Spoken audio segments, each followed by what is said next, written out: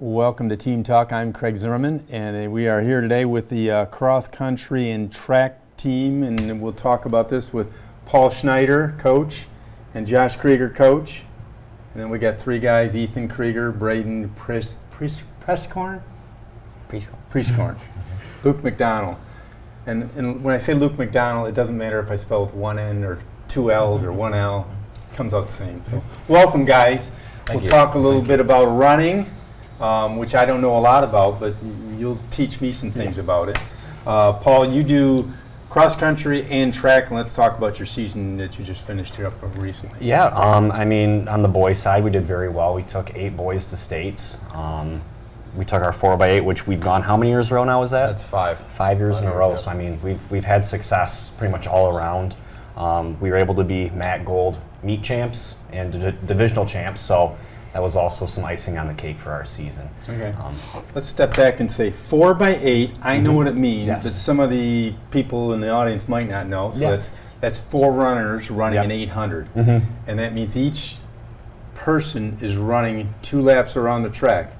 Yes. See, I got that down. Yeah. Okay. So 4x8 is what, 2 miles basically? Yep. Okay. Okay. That comes out to 2 miles. Okay. So how did you do in that then? These guys here run some of that, right? Yeah, well, I'll let them speak on it since they're the ones who ran it. I mean, season started out kind of slow. There's just the truth to it. But as the season went on, it just kept progressing. Then for regionals, conditions weren't there, but we still ran the best that we could and made it to states.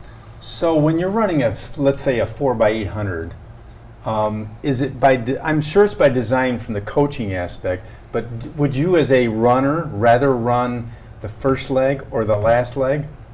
I mean, if you're the last leg, it's like the competition, and you can if you think you got it for your team, you want to run the last and win it for your team. Right. And I would assume, you tell me, I know assuming is not a good thing, right? But you want your fastest guy last? Usually, but I mean there is some strategy to that as well. Like sometimes you want to have your fastest guy go out first and build a lead. That way, then that forces the other guys to try and hold that. So it all depends on who you're going against. But usually, you want your fastest guy as your anchor. Right. Yeah. Okay. They still run with a baton? Oh yeah. Yeah. Okay. Yeah. Still do that. Nothing's changed there. Okay. So when you're running a long distance event, I mean, there's a lot of mental issue that goes into it, right? So tell me about that. The one thing you have to do is try and get out of your head. Once you get in your head, you're going to be in there the whole race, and it can be really mentally defeating. But you just have to look at the positive side of things and keep going. And how often are you running against, say, somebody that you've run against before? A lot. A lot? Yeah. Almost probably every race, almost. Okay. And so when you guys are running these 4x800s and 4x4, whatever you might run, you sort of know who you're going to go against. Does the opposing coach sometimes throw a wrinkle in there, maybe just to rattle somebody? Not usually. Okay. Not usually, but it's more so the runners, the other athletes can try and get in our guys' heads and stuff, which was the case at regionals. So, but I mean, we held on, we held strong. So if you're running an event like the 4x8, let's say, okay, out of you 3 guys, you both run that event. So who's running first? Or is that guy not here? That guy. Okay. Guy graduated. Okay. So that guy that runs the first leg, do you pretty much know about where you're gonna, when you take off and you hand off, where you're gonna be, whether it's So you got an idea in your mind of where you're gonna be and what you maybe either a have to keep the lead or make up, right?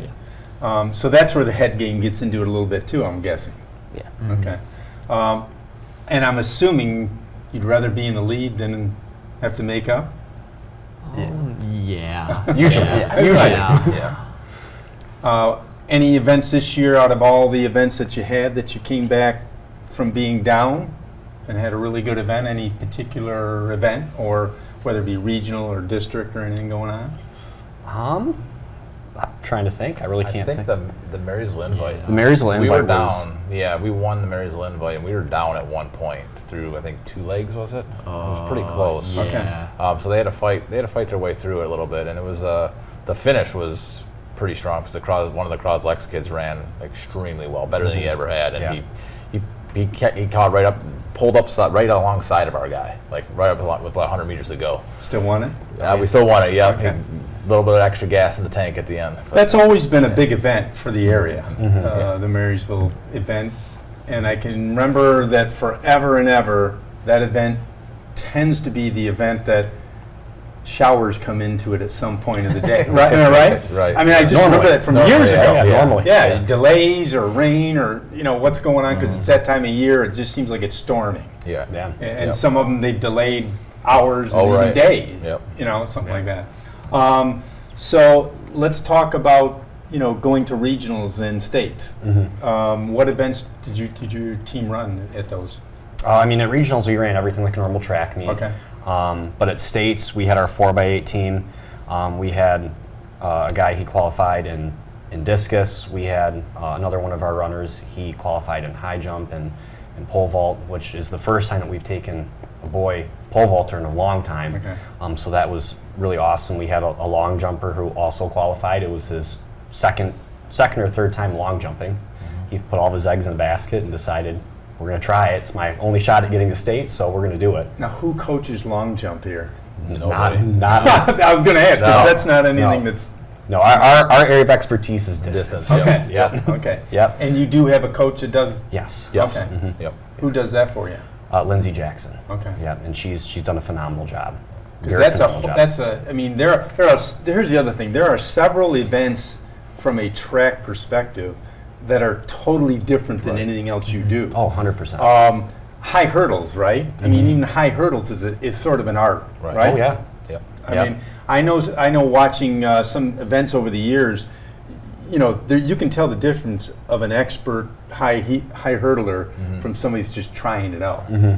Yeah. Right? Yeah, they just look smoother. Instead Yeah. of just jumping over the hurdles, they're gliding over. Yeah, 100%. Yeah. And we had a good kid qualifying Yes. both the 110 and the 300 Yeah. for states. Okay. So he did very well. He's just like you said, with the strategy and the form and everything. He's been working on that for years.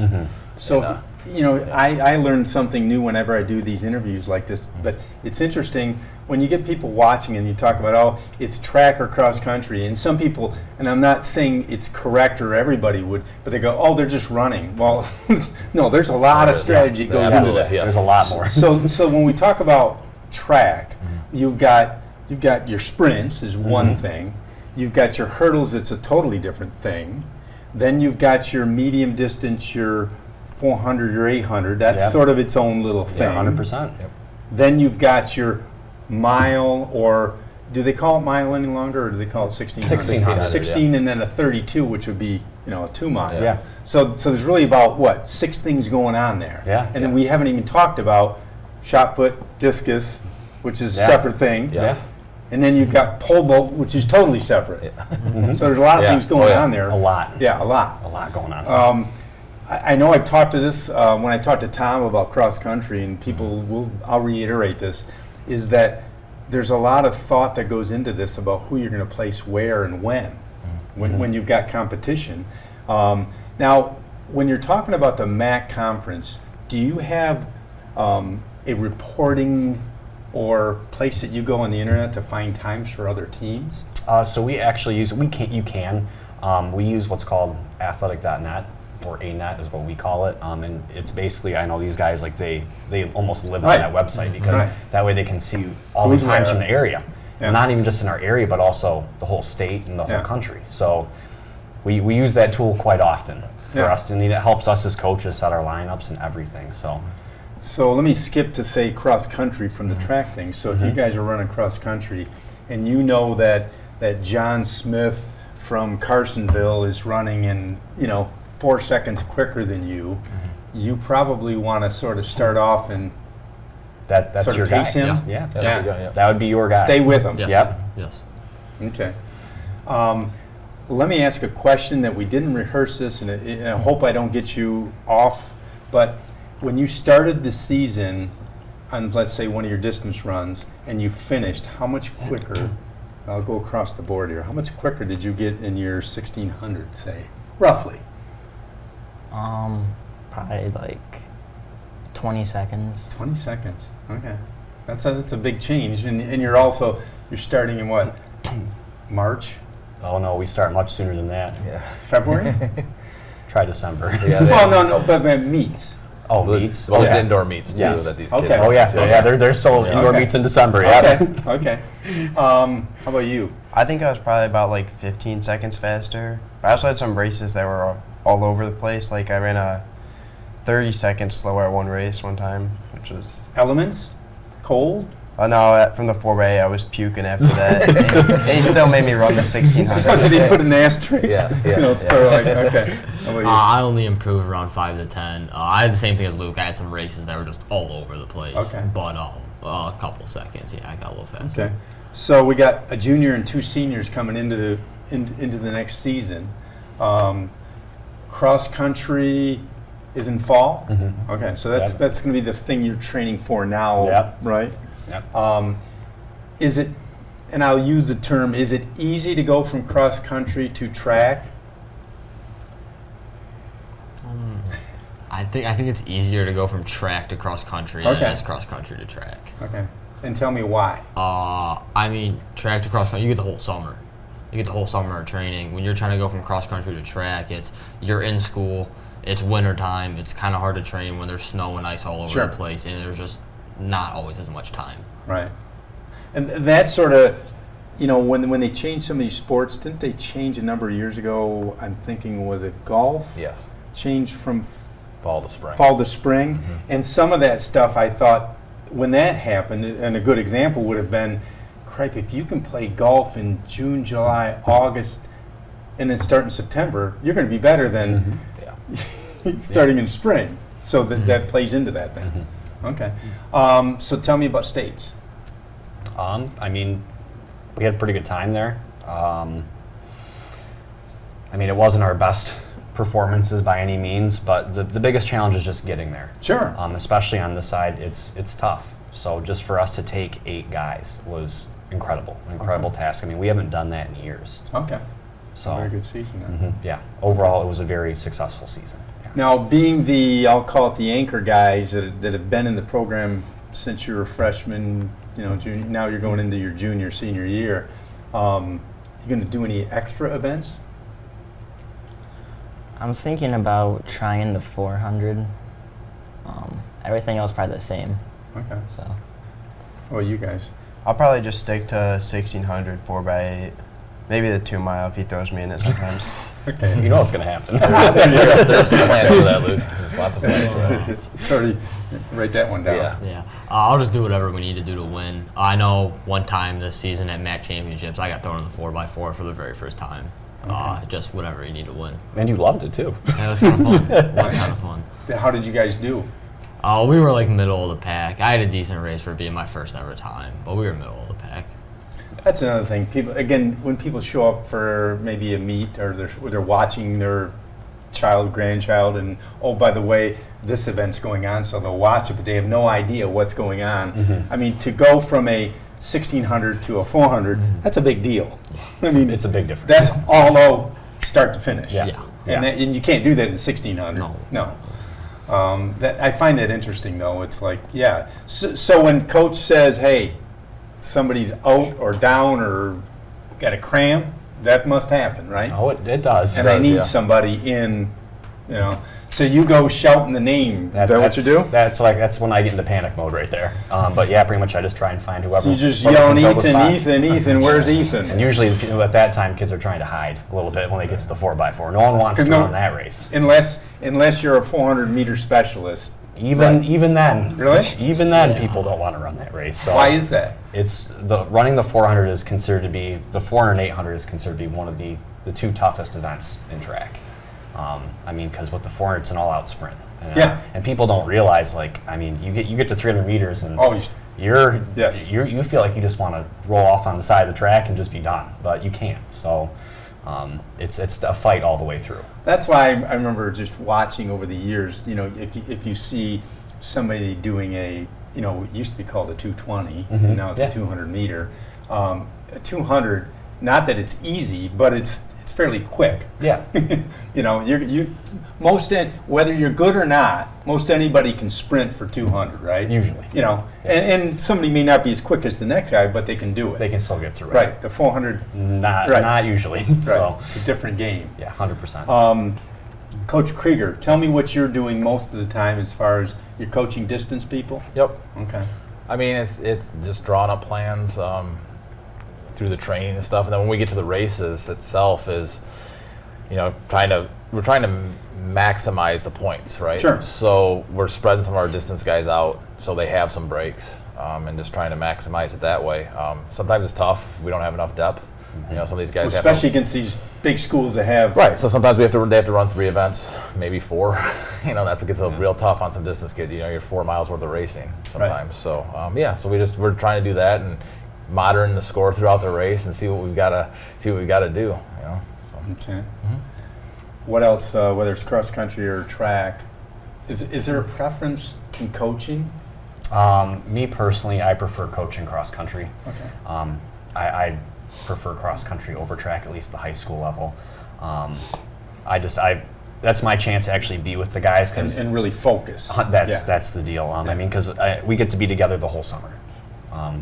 With track, it's the winter time, and like Luke said, it's difficult to be out in the elements, getting training in. But during the summertime, like we can all be together, get our work in, just have a blast doing it. Yeah. Are you running with them? This year I am. How about you? Not me. No. No. You meet them halfway? No, I got a bike for that. Okay. Yeah. I agree with that. Right. I agree with that. How many kids on the cross country team roughly? This year we have, I think, around 12? 13. So we have 13, so we have enough to fill up our varsity lineup and still have enough kids for pretty much a full JV squad. So obviously the more the merrier, but I mean 13 is still a pretty good number for us. Now, how many get scored in any given cross country? So you have 7 guys that run in the varsity race, and the top 5 score. Okay. But if your 6 or 7 guy can get in front of another team's 5th guy, that bumps them back. Right. So it's all the lowest score wins. Yeah, I find that interesting. Like I think we talked earlier about the fact that some people think that you just come in and run, but there's a lot of strategy that goes into that. And then, like you said, with your technology of knowing what other people run, so if you've got a cross country meet on a Saturday and they ran one the week before, you're going to want to know what those. Oh, 100%. We're looking at those times. Yeah. We're looking an hour after the race. Yeah. So your home course is where? I would have to say our home course, we really don't have one, but what I'd say is Goodall's. Okay. Yeah. Yep. Yeah, that's probably the closest one to us that we run at. Now, in the region that I'll say region just because you do different meets and stuff, I'm guessing that there must be 1 or 2 that are hillier than others. Oh, yeah. Like if you go over to the park over on, 26 Mile and Mound? Stony Creek. Stony Creek. Is that an up and down? That one's not terrible. Okay. It's little like small rolling hills. Okay. I think the biggest, I wouldn't say it's really in this area, but one of the biggest races that they can go to, which has one of the biggest hills, is Portage. Okay. I mean, right off the start, I mean, for people who've never been there, I mean, I wish people would go and watch because it's a spectacle to go. It's on the same level as states. So how many times have you guys done that? Every year? Every year. Once? Yep. Okay. So did you guys run cross country as freshmen? Yeah. Yep. Okay. So your first time there. Well, that's something else.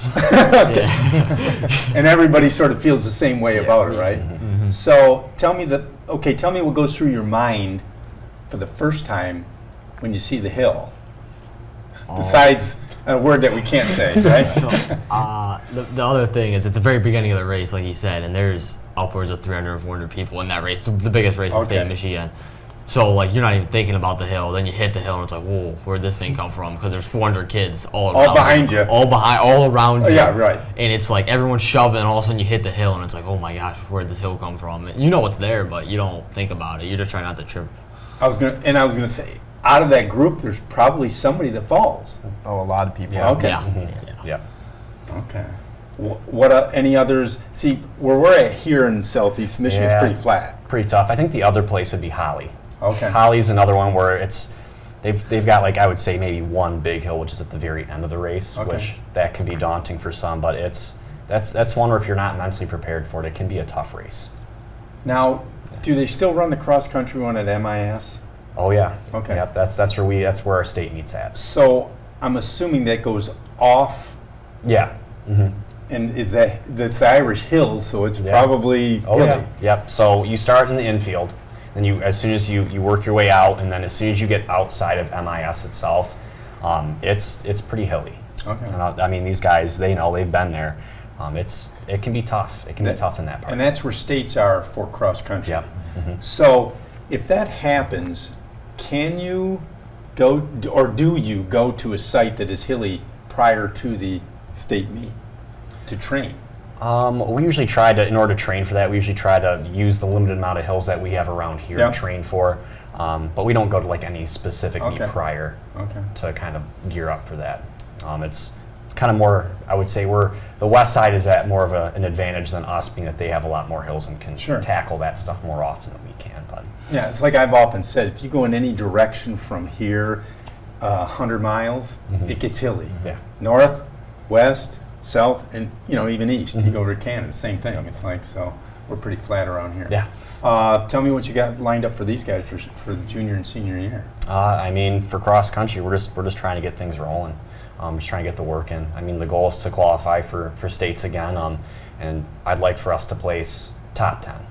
Okay. I'd like to set the bar high this year. Okay. Yep. Now, obviously, you've ran cross country for a greater part of your life, and you ran for Coach Davidson. Yeah. You know what he put in place, and you did it, right? Yeah. So it's a grind, if you will. Oh yeah. And it's a pretty methodical plan, I imagine. Oh yeah. Yep. We have things scheduled down every day of the week, every practice, every minute. So there's a plan in place. Okay. There's a method to our madness. Now we're middle of June right now. School just got over, and you guys are starting to run around. Now, do you run every day or 3 days a week, or tell me what you run? 6 days a week. Okay. So usually we take a Saturday or Sunday off, and then Monday through Friday is always we're all meeting up and running together. So What time? 8 a.m. 8 a.m. You meet downtown at the park? But Yep. yeah. And are you running the same course every day? No. Okay. No. Okay. Different routes. Yeah. Okay, so that- Yeah. Because I see him running around town at Oh, yeah. times, and I might see you downtown, but I know that you probably go different ways. Oh, yeah. So how many different courses are there? I mean, we run, one of the main things we do is brown block. It just takes you a 4-mile loop around town, but you can run we run probably ran like 50 different routes. Okay. Yeah, I mean, So just and there's- anywhere. And there's days like we'll do what's called a town run, where we because we all have basically smart watches now, where we can track our distance, and we just basically try and hit almost every single side street, or we just go wherever we want, just to change it up. So what are you generally running in your normal training, say June 17th till summertime? What, generally speaking, how long? So usually that depends. So early on in the season, we'll kind of start with a lower mileage. Like this week, we're at, trying to think now, we're at what? We'll be at like 30, 36. But then we'll progress from there. We'll get more and more. And we should end up being around like 55, 60 miles by the end of summer. Per week? Per week. Yep. Okay. And then on a weekly basis, we have 3 workouts a week. We have our long run days, which those can be 10 milers, between 8 and 10 miles. And then we have 2 speed workouts a week, which we'll do at the track. So my mind's trying to work this. It's like starting around 6 miles and going to, what did you say the number? 10? Yeah. Usually we cap out at 10, but like at camp, there's I think it's 13 miles is a run that we'll 14, sorry, that we'll be hitting. And so the question is, in middle of June, is Coach Krieger's bike already set up for this? New tires? Oh, that's a brand new bike, Brand new right? bike, actually. Oh, there you Yeah, go. so Yeah. he's ready. I'm ready to go. Yep. You got her pumped up to Oh maximum. yeah. Brand new. Better not break. And if you get a flat tire in the middle, you're going to have to... Yeah, I got trouble. Yeah. And I got to join. Now, are you keeping up with the guy? Because obviously if you've got a number of kids out there, how many girls and boys run together, or So are they separate? girls are separate from Okay. us. I mean, there'll be days where they'll have to join in with us, but Okay. usually we're separate. But I mean, there's usually a spread. Right. I mean, usually your top guys are way ahead. Yep. So as a coach, being that I'm running with them, I'm trying to push that front group to keep going faster, and then Josh will be on the bike, and what he does is he'll bounce back and forth. Yeah, that way he can be with the kids that might be struggling in the back a little bit, and then get them to also kind of pick it up a little So bit. then if you've got, how many kids did you say on the cross-country team? 13, right. yeah. So, and let's say, 13, let's just use that as an example. So you got 13 kids, and obviously you know that they're not all running the same. They're spread out. Oh, yeah. So are you keeping track of like splits every mile, every couple? Trying to. Okay. And more so, that's more like, for me, it's more mentally. I try and keep track of that. I mean, there are some coaches that try and write everything down, but when you're out there actually Right. running, it's tough to do. Well, I kidded, but when you talk to Coach Krieger on a bike, that's probably an advantage though too, Right. because It is. you can bike around, and I'm guessing you're going to yell out to a kid and say, "Where are you at?" Yeah. Yeah, I have an idea. I have my watch going too to find out what they're going and Okay. stuff, so I got that going. I lose a little bit of track because I'll start going back and forth, but I've got the time and everything on there, where they're at, how many miles, all that stuff. So And then if you're running this Monday through Saturday with Sunday off, is that week generally the same distance, or are you ramping up? We usually ramp up. So- So like Yeah. we will be going about like 10% a week. Actually, next week's going to be a little bit more of a jump than just 10% mileage-wise, but these guys can handle it. Well, and the key thing too, I would imagine that, like, okay, let's say this week you're doing 6 miles, your number might be different than his number. In fact, it will. So if he goes and runs, and I'm not picking on anybody, but I'm just saying, if you're 6 seconds faster, but he makes up 3 seconds and you don't, then you all got to manage all that stuff, right? yep. We've got groups that they run in, like Yeah. groups A, B, C type thing, like so that they group and stay together. That way, so that way some of the kids aren't falling off, and so they have somebody to run with. Because once you get in no man's land, it can be a little difficult to keep going and mentally keep going. So we try to keep certain groups together. I look at this too, like I look at, let's say, football team. You've got 11 offense, 11 defense, so 22, and then some you got going both ways. But I look and I say, and I think cross country is the same way, and there's respect in that. Okay, it's really cool if you're one of those starters, but if you're number 29, that's even amazing that number 29, 30, 31 kid is continuing to practice day in, day out. Right. And I'm sure that's a part of the issue with cross country. Yep. The kid that's 10th or 11th may not run in that meet this week, but he's improving, he's getting better, and he's part of the whole program, right? Yeah. So the big thing with that, I'm going to speak on that, is everybody matters. Yes. Everybody counts. Even our slowest guy, because he pushes the guy in front of him. It's a domino effect. Okay. So if your slowest guy isn't working, trying their hardest, your top guy's not going to get better. So it starts from the bottom. It's a domino effect. So. And like we talked earlier, you've got the competition. If your number 8 guy can beat the competition's number 5 guy, or whatever it might be, that's important points, right? 100%. Yeah. Okay. Very cool. There's so much that goes into it that people don't really realize, and that's what I find interesting. So from cross country to track.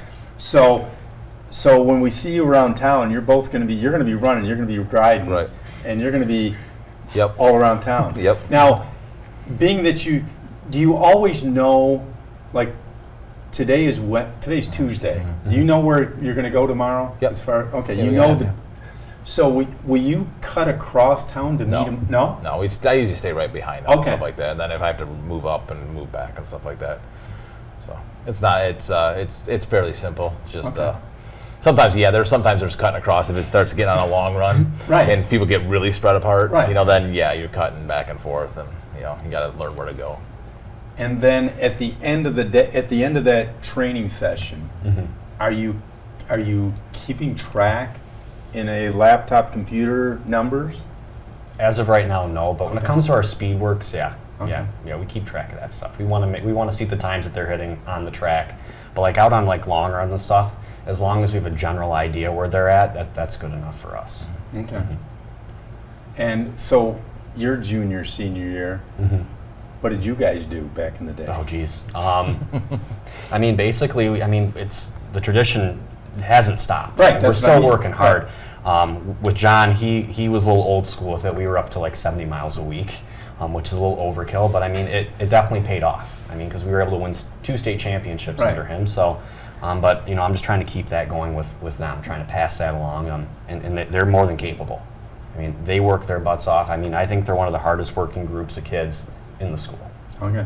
So when we talk across country in the local area, you know, Algonac, Marine City, St. Clair, Marysville, Port Huron, we'll even say Richmond, and a couple others. St. Clair cross country has always been at the, at the top there. So that's a big thing for you guys to keep that going, right? Yeah. Yeah. Anything else that I haven't covered here that you want to talk about? Any fundraisers or anything like that? Well, like I said, we do have a fundraiser coming up. It's a mobile one through Snap, but that'll be coming out in like the next couple weeks. So that's pretty much it. Okay. Well, we'll look forward to seeing you on the streets of St. Clair. I think we should have a shirt made with that. Streets of St. Clair. Thanks for coming in, guys. Good luck this summer. I know you're going to put in many hundreds of miles, right? Oh, yeah. Do you keep track? We do. Yeah. By the end, they're going to try to hit 500. 500 by the time school starts? Yep. That's some miles. Oh, yeah. Okay, before I end here, so let me ask this oddball question. 500 miles from, say, June 15th roughly to, what, August 15th? So you got about 2 months roughly. How many pairs of shoes you go through? That's about 1 to 2. Yeah, you get. It depends on the shoe. They can get, if it's a really good one, between 300 and 500 miles on them. 300 to 500. Yeah. Okay. Depends on the wear pattern and all that. But yeah. Do you all three wear the same brand of shoe? No. So tell me what brand you wear. I wear Brooks. Okay. I wear New Balance and Hoka sometimes. Okay. I love Nike. And do you find that cross country and distance running and track that there's more of one type of sneaker used more than another? I see a lot of Brooks around. Yeah, there's a lot of Brooks and Nike, I would say. I feel like Brooks used to be kind of like the shoe, but now like Nike's really stepped up their game, I'll admit. I was never a really big fan of Nike, but they've stepped up their game. But when it comes to like their track spikes and cross spikes, definitely Nike. Yeah. I think Nike's definitely the biggest one. Okay. Yeah. I got a buddy that runs a lot, and he's run a few marathons and half marathons, and he got me hooked on Hokas. So that's another big one. And it's gotten to be more fashionable probably than guys like you that run. But do you have a favorite pair? Yeah, mine are probably the Hyperion Max. They're just really comfortable and they can hold a good chunk of miles. So. And do they make that new every year with another, version 12, 13, 14? Oh yeah. Yep, absolutely. Okay. Are any of the three of you into a specific color or design? Does that come into play? No, I just choose the shoe based on like the price or like what it is. I try not to focus on the color. I buy my shoes from a place that I just found that sells a lot of bike materials and bike parts and shoes, and they're they're $140, $50 shoes, right? Yep. So I wait till their sales go on. Oh, yeah. And they're half price, but they're brand new. Right. Does it matter that they're last year's shoes? No. Absolutely not. So buy them for $80, right? Yeah. Yep. And mom and dad thank you for that, right? Oh yeah. Because if you're going to go through 1 to 2 pair between now and start of the year, you're going to go through 4 to 6 pair for the year, probably, right? Yeah. Usually 3 to 4 pairs. Yeah, 3. Yeah. What brand do you use? Brooks. Okay. Yeah. Nike. Okay. Yep. Now, I guess I was going to end this, but I just want to ask. It seemed to me that some of these Brooks, Hoka, there's another brand out there, I think, but it seemed like they were better than Nike to me. From what I heard. It really depends on your foot, stuff Yeah. like that. Like, I mean, for me, like in a lot of these guys, they go try them on and stuff like that. But like how it fits your arch and how the cushioning and stuff, the Nikes work best for me, Okay. right? Same thing with Ethan. But these guys, they try them all out. I mean, Sure. so they put the miles on them so they know which ones work for them. But yeah, it just depends. Okay. Well, thank you for coming in. Yeah. And we'll look forward to seeing you in the streets of St. Clair and coming into Team Talk. Yeah, Thank you. Thank you. Thank you for having us. Really Yeah. appreciate it. Yeah. Have a great day.